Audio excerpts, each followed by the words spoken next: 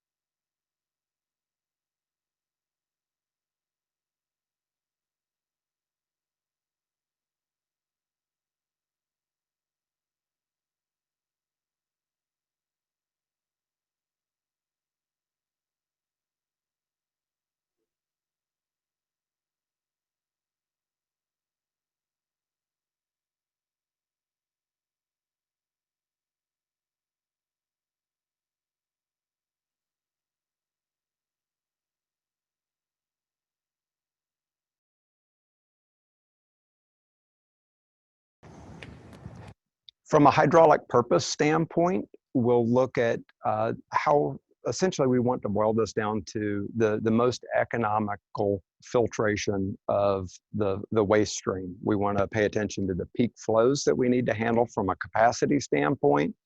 And we'll also look at the specified openings that we need to filter through. The design is going to typically be based around the peak flow at a maximum or minimum water level for a hydraulic positioning standpoint. Oftentimes, multiple screens are going to be used in the design of a Headworks where we'll have an N+1 arrangement to handle the peak flow of the plant. And what I mean by N+1 is, imagine if we had a 50 million gallon a day flow going through to the plant, we may have 3 screens, all identical, each designed to handle 25 million gallons a day each. So 25 through each of 2 screens that we're serving as duty screens, and then a third, the +1 in that equation, as a bypass or backup screen for redundancy.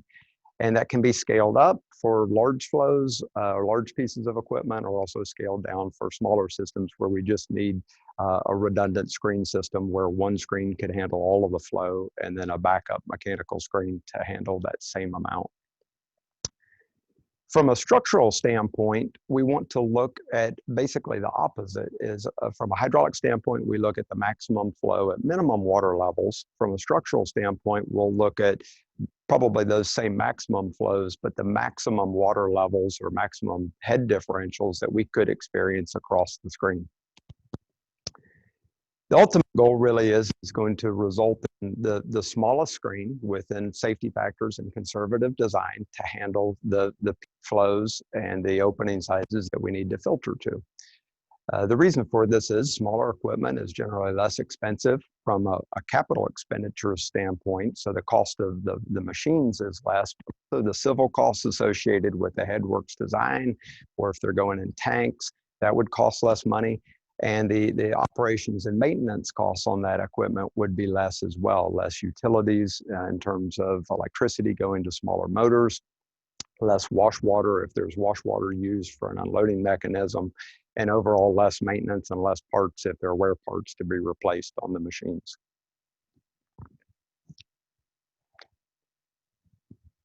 Some of the calculation constraints that we want to try to pay attention to. Essentially, this will boil down to Bernoulli's equation, a simplified Bernoulli's equation, where the flow is going to equal the area times the velocity. going through the screen or through the channel. From a flow standpoint, we want to look at low flows, average flows, peak flows, and I'll mention instantaneous peak flows as well. The instantaneous peak flow is really important in an application where maybe we have a bank of pumps that could be feeding an elevated headworks.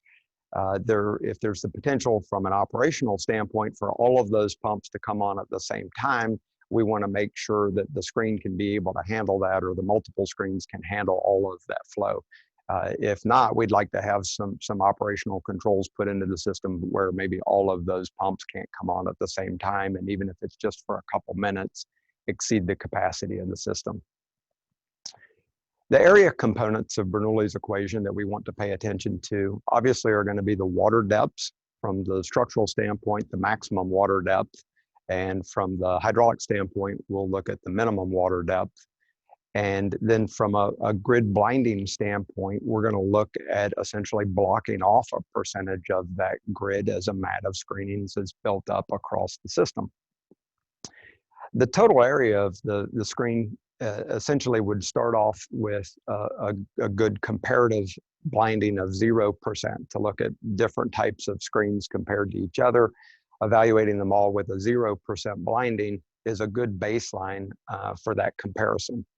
What I mean by a 0% blinding, we'll still have losses through that machine because we'll have some of the available area in the channel obstructed through the screen's frame, through the grid media itself, supporting elements, filler plates that are going to direct the water into the screen. So all of that is going to build up into some losses, even though no screenings have been collected yet. As the waste stream does pass through the screen, obviously any solids larger than the opening size are going to be collected on the grid, and this will lead to a blinding or blockage of that equipment. This can vary considerably based on a number of factors: the waste stream coming to the screen, the opening size, the type of screen, water levels and depths presented to the equipment, the speed that the screen is operating, if there's any upstream screening or treatment. All of those will contribute to different blinding levels, and really is a function of the hydraulic design of the equipment. And it leads a lot to the design engineer to nominate this, as well as the screening manufacturer to have experience with what's appropriate.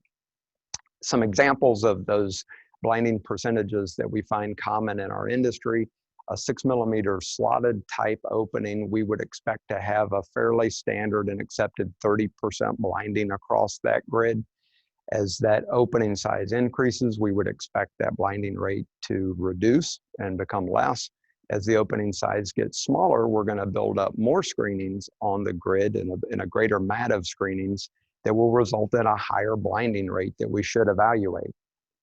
A 6mm perforated opening, for example, so instead of a 6mm slotted, go to a 6mm perforated, we would expect to go from 30% blinding to a 50% blinding as a typical blinding percentage that we would see there. When we get into finer and finer screenings for membrane processes and more sensitive processes, we would want to look at an even higher blinding percentage, particularly if it's on raw, unscreened wastewater. We've seen examples where 80+% blinding might be appropriate if it's at the headworks of a treatment plant and no pre-screening. But that same 2mm opening that we would expect as very high blindings, if it's placed after a clarifier, we might see more like 30% or even as low as 10%. So really quite the range from anywhere between maybe 10% blinding upwards as high as 80+%, depending on all of those variables that factor into the design of the equipment. We'll also look at the velocity component of Bernoulli's equation, and there are a few velocities we want to pay attention to. Upstream, the throat velocity and center flow and drum screens, grid velocity, recess velocity, and of course the downstream velocity of the equipment. Ones that I really want to draw attention to, and I'll discuss this a little bit more as we get into some of the hydraulic profile dissection and what you should see from a data sheet standpoint, is paying attention to that grid velocity and how rapidly the water is moving through not only a clean screen, but particularly that blinded screen. Different opening types are going to be more or less susceptible to challenges that we see with screens operation in terms of hairpinning or blow through or bypass of screenings. And we want to try to regulate those grid velocities to what the equipment can design and what we can unload when it goes around to the unloading mechanisms. A couple quick examples on that would be for the 6mm bar slotted type opening screen. We would expect those high-end velocities to still work at about 6 feet per second to maybe upwards of 7 feet per second. Beyond that, we're going to start to see either solids blowing through the equipment and not getting the screenings capture that we would expect, or we'll have hairpinning or stapling of screenings onto those grids, presenting challenges with unloading, which is then going to lead to the return of an unclean screen to the channel and reducing the capacity of the equipment overall. For perforated type openings, they're a little bit more susceptible to higher velocities through the grid. We'll want to try to maintain that 6mm perforated opening to about 3 to maximum of about 4 feet per second. And again, those types of screens are going to be more susceptible to the hairpinning and stapling of solids, and they're a little bit more difficult to unload. So a higher spray wash pressure is going to be required to keep those clean. Some of the hydraulic design options that we have to work with, essentially these are the only things that we have to change the capacity of the equipment. And there are only a few to work with here. A list top on the list is reducing the flow. While that may seem like a pretty simple solution to just drop the flow that needs to go through the screens as a solution here, I call it out because we have seen a number of designed applications where we're trying to project flows out 25 years or something into the future, or get fine screening on a 100-year storm event. And while that certainly can be done, I think maybe a better design, particularly if we're dealing with a blank sheet of paper and a greenfield design where we could design those channels, would be to add another channel that then would come online either at that 25-year projected population increases and flow increases, or allow a bit of bypass that could go through a manual coarser screen through a short duration storm event, that maybe we don't get all of the fine screening that we expect the other 364 days a year, or however often that storm event happens, but we're still gathering the lion's share of screenings through that finer screen during typical or even higher flow operations, but just not having to expand the Headworks design and spend a lot of unnecessary money really on large screening equipment that might actually work against us, because if it's oversized, we're going to have some challenges with velocities being too low. And I'll talk about that in a little bit. We'll also want to look at increasing the opening size of the screen. That's oftentimes a solution if the hydraulic capacities are close but not quite there. We can go to a little bit larger opening size. Generally speaking, the larger opening size will result in a little more open area to pass that flow through, and a little bit lower blinding as well. One thing to mention here is, particularly on a laced link screen, but really on all of the traveling belt screens, we do have the ability to speed up or slow down the grid's travel. And that can be a nice advantage. As I mentioned on the laced link, it's particularly nice. We can slow it down considerably during low and average flow periods, building up a greater mat of screenings that will result in higher screenings capture. But during those peak flow events or high loading events, we can speed that equipment up. We might not have quite as good a capture, but we'll be able to handle the capacity come into the plant for that short period of time.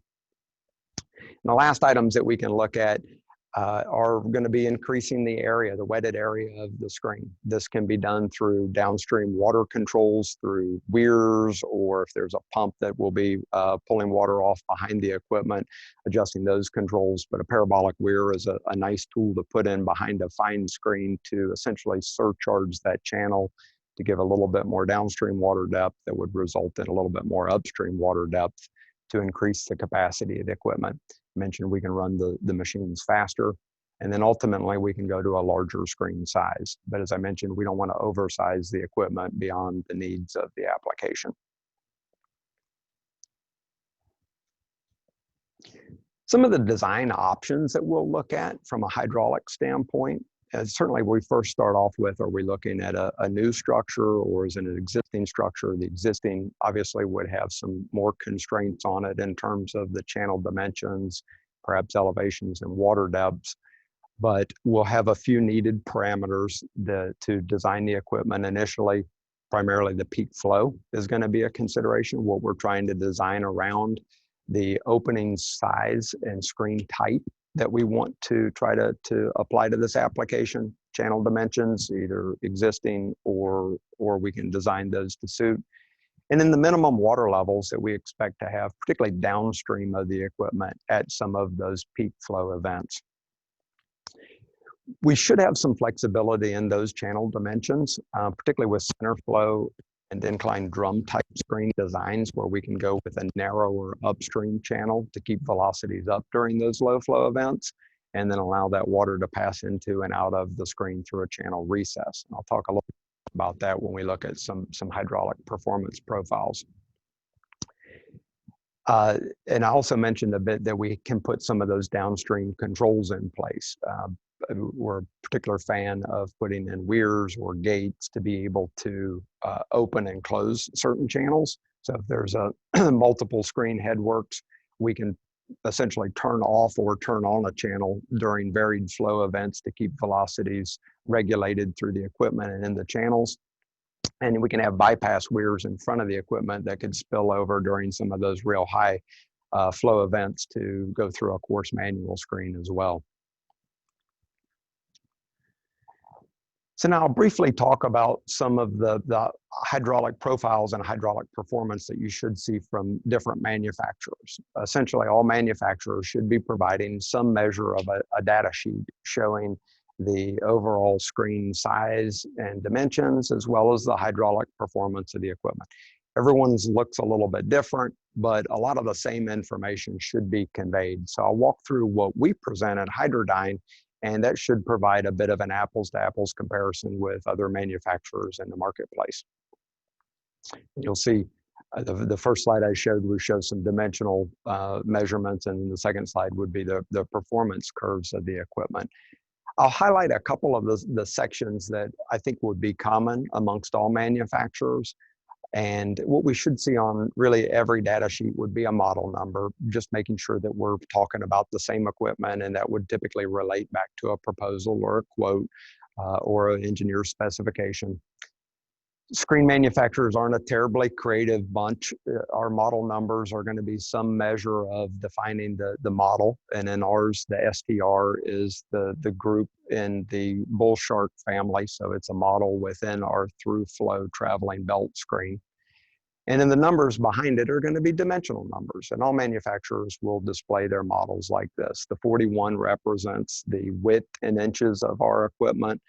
The 135 represents the height of the equipment, and the 6 is the opening size in millimeters of the grid that we would be passing the water through, and L is what we designate as our link or laced link, is a slotted type opening. That could be a perforation, a bar, or a mesh type opening as well.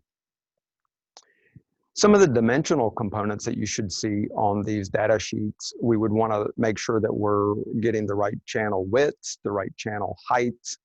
We list a top of channel level a lot of times in screening applications in front of pumps that may lift up to an elevated structure.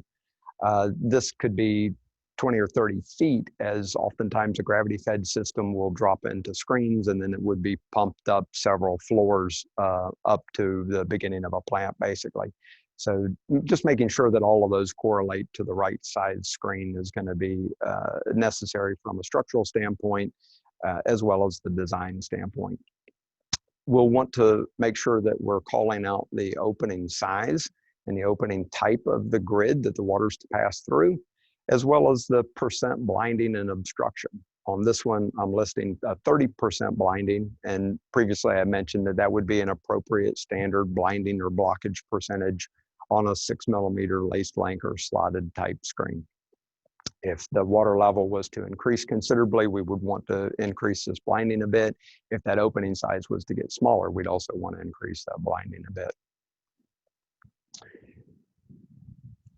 The second sheet on our data sheets is more of a hydraulic performance presentation. This will be presented in tables showing kind of a snapshot in time or different water levels or flow rates. And then we like to present curves that will show how that performance of the screen would vary based on different blinding percentages, which I think is really key. And I'll talk through kind of how to identify when we're going to get in trouble if we haven't predicted a high enough blinding. But again, highlighting in yellow some of the key components on here. We want to make sure that we're paying attention to the peak flow. We would also like to run some of these profiles at low and average flows just to make sure that we're not settling out a bunch of grid in front of the equipment at the predicted water levels. This equipment is typically going to be sized on either an input of an upstream water depth or a downstream water depth. Usually there's some downstream controls that are impacting wastewater screens and headworks designs. And oftentimes an upstream water level is going to be common for a water intake type screen where it's coming off of an open channel of some sort, or a river or lake, some kind of surface water that could vary based on times of year or weather events. The total head loss across the system should be displayed. This obviously is a function of the performance of the machine, and that head loss would be built up based on the losses getting into, through the equipment, and then out of the equipment. While head loss is important, I'd want to call more attention probably to the velocities that we're dealing with, because these are typically the constraining factors to the screen design and the performance of the equipment. As I mentioned earlier, we want to make sure that we're paying close attention to the velocities through the grid, and that those aren't creeping up too high where we're going to have issues with unloading or hairpinning or just overall head loss and performance through the machine. And then we'll want to look at the velocity downstream as well. Usually this isn't as much of a challenge, but if the channel dimensions change or there's some downstream process that could impact that, you should be presented that information just to make sure that it's covered under the screen design. Center flow type screens are going to present a lot of the same information that we would see with through flow type hydraulic presentations, but they're going to introduce a couple new dimensions as well as 2 new velocities.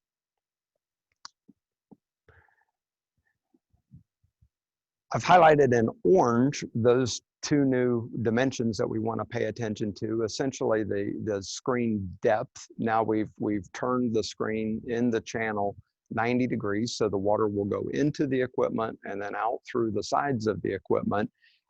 And now basically the meat of the screen, or the screen grid, is going to be measured in a depth component of the machine's model number, and it would impact the footprint of the equipment. So in this example, we're showing a 43-inch deep screen as the middle dimension there, highlighted in orange.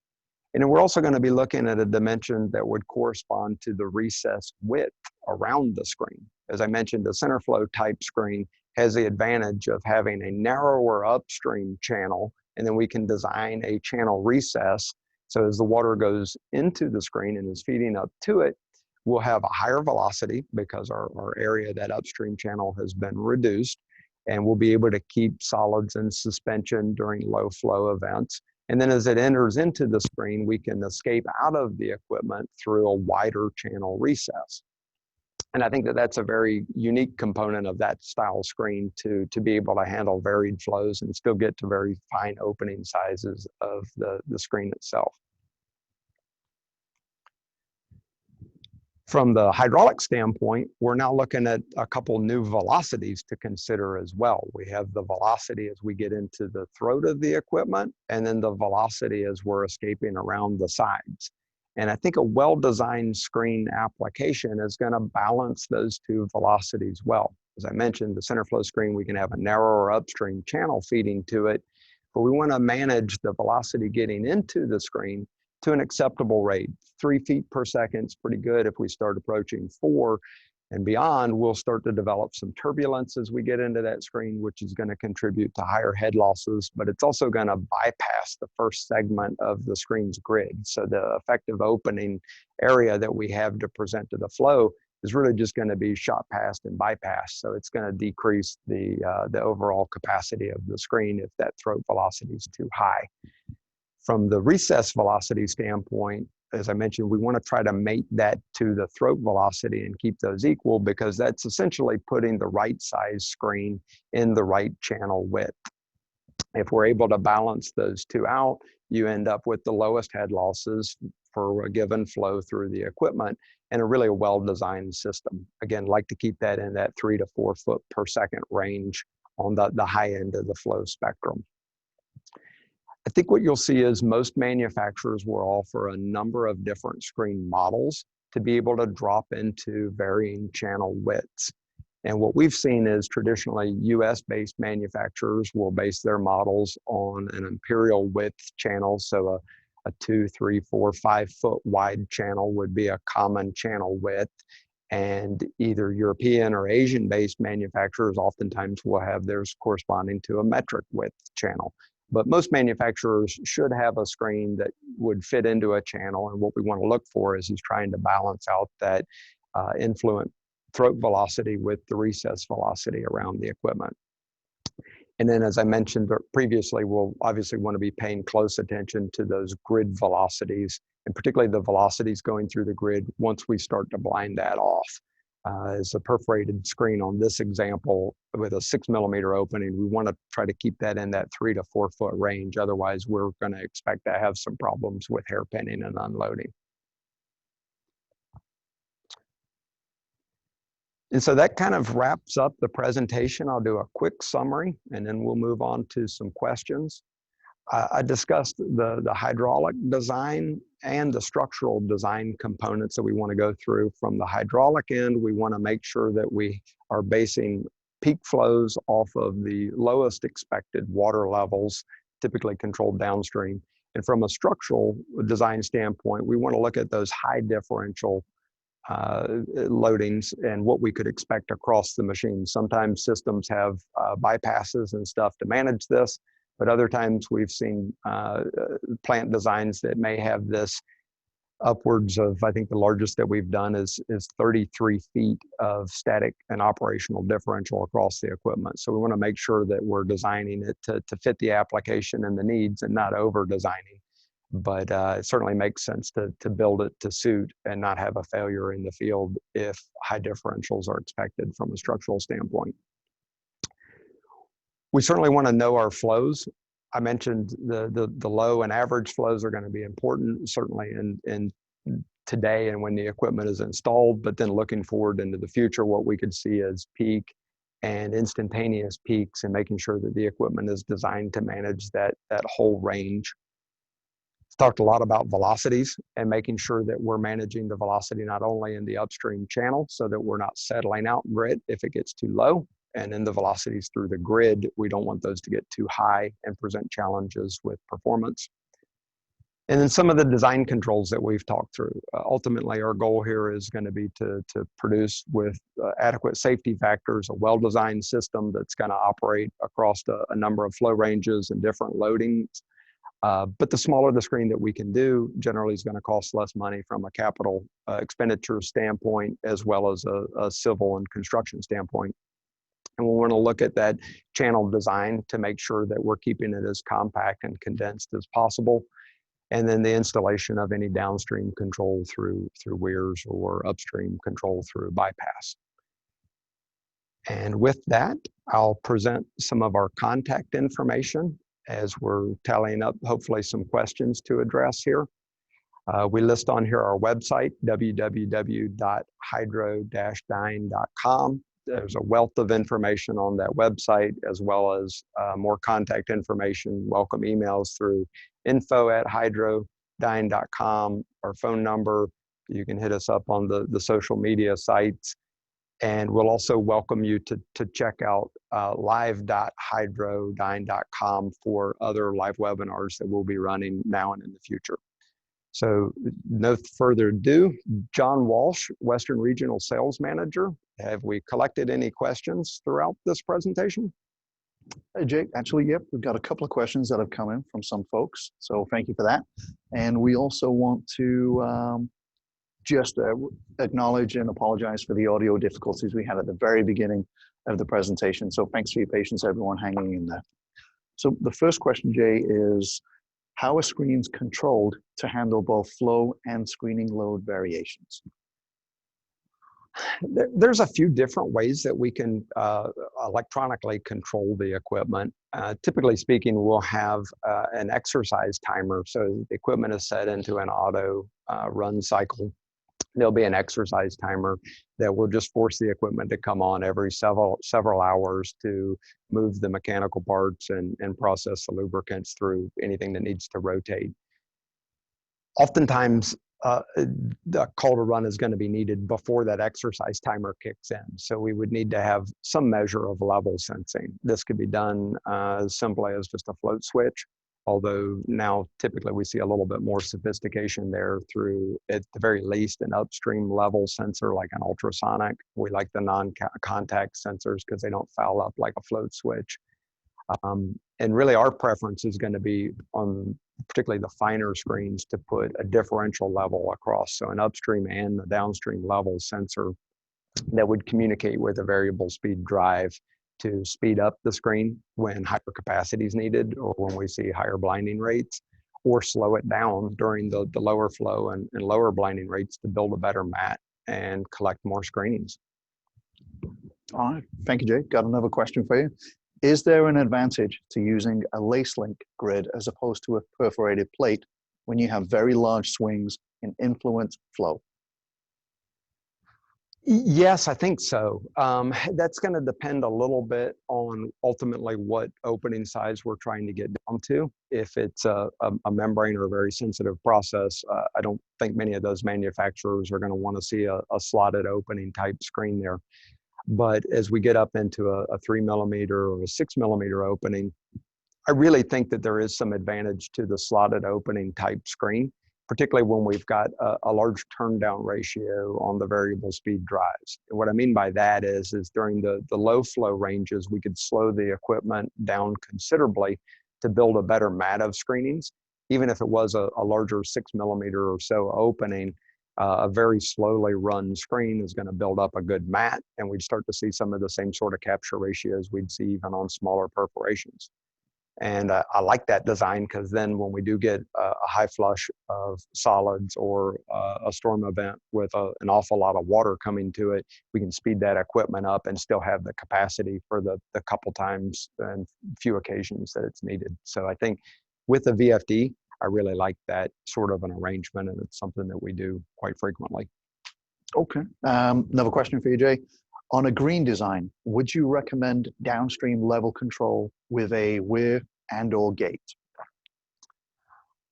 I think talking about a municipal wastewater headworks, we're almost always going to have some measure of downstream control because there's some other process that we're protecting. Otherwise, there's not much need for the screen. So I think that there is going to be some downstream control there. As we get into finer screens and larger flows, sometimes this downstream water level isn't as much as the screen would like. And a weir, either a parabolic weir or an underflow weir, can do a lot to back that water up, increase the water level where the screen is, and really reduce the cost and the size of the screen to handle the same flow. So if we had a very high flow rate with a small opening, I think that downstream control is going to be something definitely to look at. I think it will more than pay for itself in capital equipment and civil costs. All right. This one is kind of related to that one, Jay, and that is, what is a parabolic weir and when should you consider using one? And you've kind of addressed that, but if there's anything you want to expand on that. Sure. Yeah, I probably should have thrown up a quick graphic on that, and we can certainly reach out to whoever asked that with some images. But a parabolic weir is essentially a weir that's designed with curves, and it would be mounted to the sides of the channel downstream of the screen. As the weirs come up into the channel, they come in closer to each other and would provide a narrower pathway for the flow. And then down at the bottom of it, it would eventually open up where you would have no obstruction at all. And the thinking there is that during low flows, we don't want to back water up because we want to keep the velocity moving through and scouring anything settling out in front of or downstream of the screen. But at higher flows, that's when we do want to back that up. And that curved design, when it's designed properly, will do really a fantastic job of regulating that downstream water level at a bunch of different flow points. So the entire flow spectrum from low flows to instantaneous peaks, you can design a weir that just bolts to the channel. There's no automation or gates or actuators to have to operate it, and it will do a good job of regulating those water levels. All righty, just a follow up on that one, Jay, a more personal level. Is it fair to say a parabolic weir makes a wonderful gift for any occasion? Yes, I think we're building that up on our Christmas list this year to send out for holiday gifts. Silver wedding anniversary is coming up in a few weeks. You may actually have one in a stocking. We'll see. I think my wife's going to be shocked and surprised. I expect. Another question: are there any published guidelines that help provide guidelines for selecting the proper percentage of blinding to use when developing screen equipment specifications that you're aware of? I would say not by anyone who's recognized it as a manual to go through. I mean, there certainly have been some design textbooks and WEF manual of practice and stuff that provide some good guidance in there. But a lot of that information was really centered more around larger opening screens. So over the last even couple decades, but decade or so, we've trended more towards smaller openings and particularly perforations. And while a lot of consulting engineers have developed some standards there, I think a lot of that is left up to the manufacturers and the designers of the equipment as to how conservative or how aggressive they want to go with their blindings.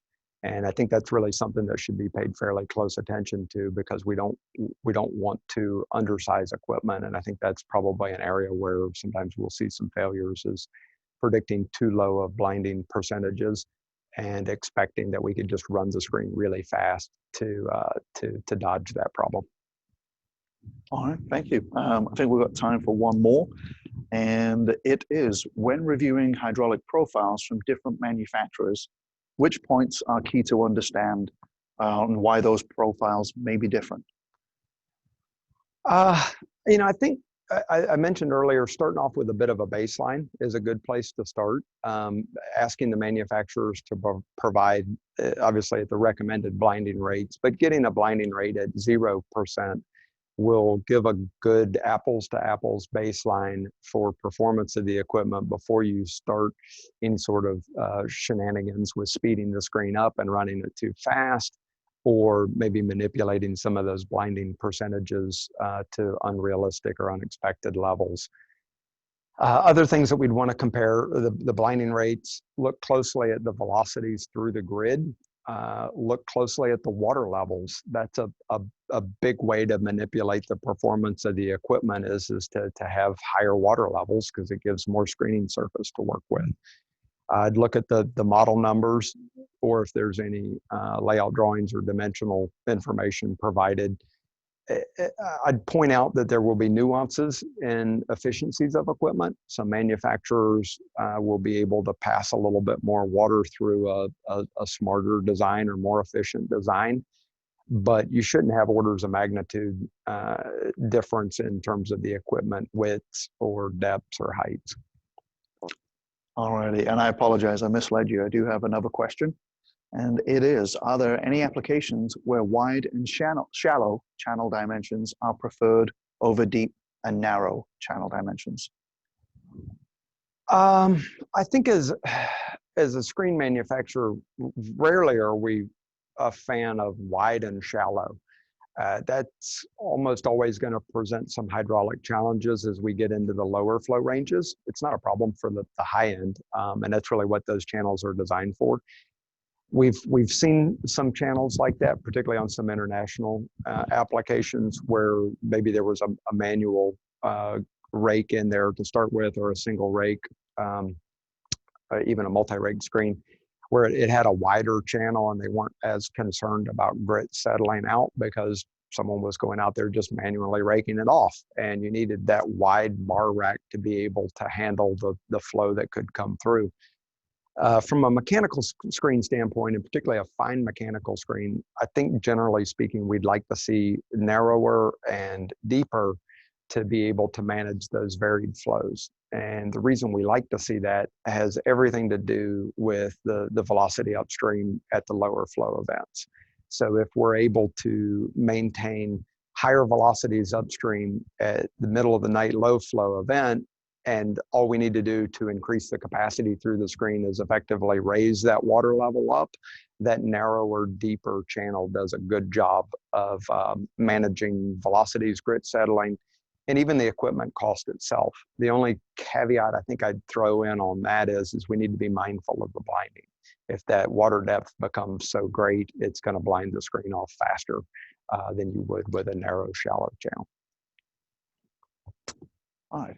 Thank you, Jay. And another question's come in, and that is, Hydro-Dyne offers both a center flow and a through flow screen. Which one of those screens is better suited to handle sudden large differences between peak flow and average flow? I think designed properly, either one can. I think if you're looking at just one increasing an accelerated increase in flow going from like 10 to 30 in a minute or so, I'd have to say probably the through flow type screen, because the belt travels essentially half as long. You're starting with a clean grid at the bottom, and you only have to go one length of the channel to get out. A center flow conversely has to go down and around. I don't know that that's a real common problem that people have, where you would ramp up that fast. And with a VFD on the screen, you should be able to speed the equipment up. And if it was designed properly with those sort of expectations in place, I don't think one fails and one succeeds. I think both can work well there. I would probably trend more to saying that's where we should be looking at the grids and employing that theory of speeding up and slowing down the grid. So if we had a slotted opening type grid, that would be the better way to manage that crazy swing in flow rates, both from a peaking factor and an accelerated flow rate with multiple pumps all kicking on at the same time. All right, Jay, thank you very much. That's all the questions for this point in time.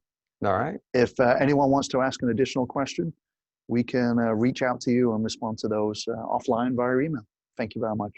All right. Thank you, John. And thank you everyone for attending today. Really appreciate your time. And as I mentioned earlier, we'll have a quick survey that's going out afterwards, and would appreciate some constructive criticism on what we did well and what we can do better next time. Thank you very much.